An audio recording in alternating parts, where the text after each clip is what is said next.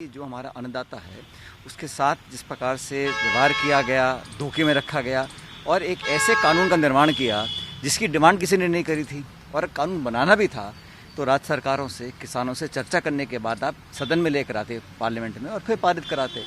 अब जब धरने पे किसान बैठे हैं, अब आप 6-6, 5-5 दौर की मीटिंग कर रहे हो और मुख्य मांग ये है कि आप तीनों विधेयकों को वापस करो और आप एमएसपी का एक अलग से हमको प्रावधान बना के दीजिए।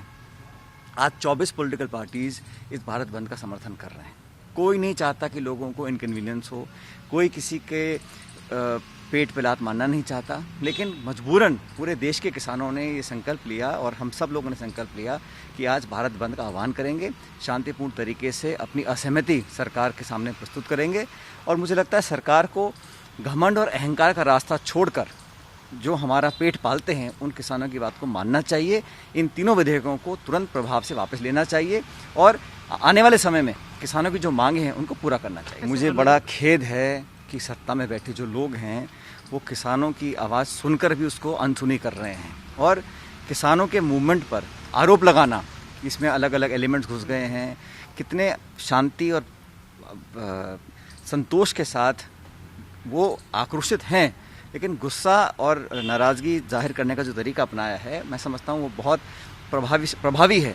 और जब एनडीए की सरकार के घटक दल जो हैं वो उनको छोड़कर जा रहे हैं, उनके मंत्री इस्तीफा दे रहे हैं, उनके सहयोगी पार्टीज उनसे अपना हाथ खींच रहे हैं। आज 24 पॉलिटिकल पार्टीज दक्षिण भारत से लेकर उत्तर भारत तक सब चाहते हैं कि किसानों की बात को सुना जाए। देश विदेश में आज सब कह रहे हैं कि क्या ज़रूरत थी और किसके दबाव में 3 कानून बनाए। भाई किसने इन मांगों को रखा कि कानून बनाइए?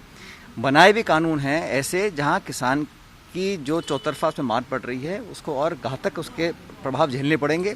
जो छोटा किसान है, जो 86% देश में किसान किसी खेती करता है, वो छोटा लघु किसान है, उसके ऊपर बहुत बड़ा आफत पड़ने वाली है। इसलिए मुझे लगता है कि सरकार को इस बंद के बाद सारी बातें भूलकर, अपनी गलती स्वीकार कर अपने अहम छोड़कर इन तीनों विधेयकों को वापस ले लेना चाहिए।